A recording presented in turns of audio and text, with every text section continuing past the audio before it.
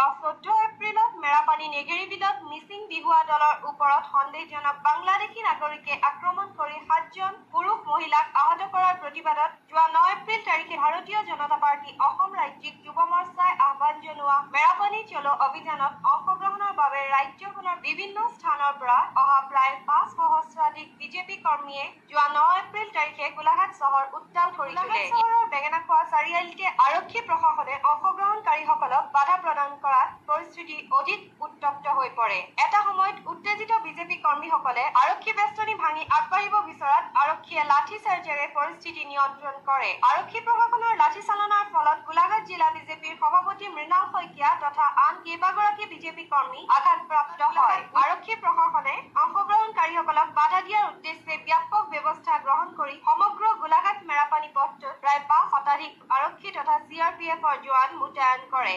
আজি আলফাই যদি এঘৰ মানুহ এখন গাঁৱত ভাত খায়, সেই গোটেই গাঁওখনত তেখেতসকলে অত্যাচাৰ কৰে। আজি 90জনীয়া এটা বাংলাদেশী দলে আহি পেলাই আমাৰ এটা বিৰোধী দলক মাৰিলে, 50জনীয়া বিৰোধী দলক মাৰি খেদি মাৰিছে।